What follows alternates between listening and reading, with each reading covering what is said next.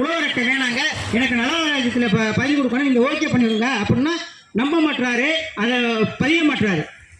ஏன் அவருக்கு என்ன வேலை? அவர் சொகுசா உட்கார்ந்துட்டு சம்பளம் வாங்கி போயிறாரு. ஆனால் இந்த பொதுமக்களுக்கு யார் கொடுக்குறது?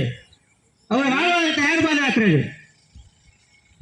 அதே மாதிரி அரசு புறம்போக்கு இடங்கள்ல பார்த்தீங்கன்னா நம்ம அறந்தாங்கி ஒன்றியத்தில் 1000க்கும் மேற்பட்டவர்கள் இருக்காங்க. அரசு புறம்போக்கு இடங்களில் நிலமற்ற ஏழைகள் இருக்காங்க. ஒரு 40 ஆண்டு காலமாக 50 ஆண்டு காலமாக குடியிருக்கிறாங்க. தொடர்ச்சியாக அவங்களும் பட்டா கேட்டுக்கிறாங்க, குடிமனை பட்டா கேட்குறாங்க. அதை பற்றி எந்த கவலையுமே இல்லை. வர்றாங்க, இப்போ உள்ள அரசு வர்றாங்க, அந்த அரசுல யார் அந்த கட்சியில் இருக்காங்களோ அவங்களுக்கு முன்னுரிமை கொடுத்தா அவங்களுக்கு பட்டா கொடுக்குறாங்க, மற்ற ஆளுக்கு பட்டா கொடுக்குறதில்ல. ஏன்? எல்லாரும் மக்கள் தானங்க. உங்களுக்கு ஓட்டு போட்டால் தான் நீங்கள் கொடுப்பீங்களா பட்டா? யாருக்கும் கொடுக்க மாட்டீங்களா? அந்த ஊரில் போய் பாருங்கள், ஒரு 10 பேர் கொடுப்பாங்க, பாக்கி ஆளு கொடுக்குறதில்ல. கேட்டால் அந்த ஆளுகளை நல்ல உள்ளே விசாரித்து பார்த்தீங்கன்னா அவங்க கட்சியாக இருக்கும். ஏன் இந்த பாகுபாடு? எல்லாருமே பட்டாவில்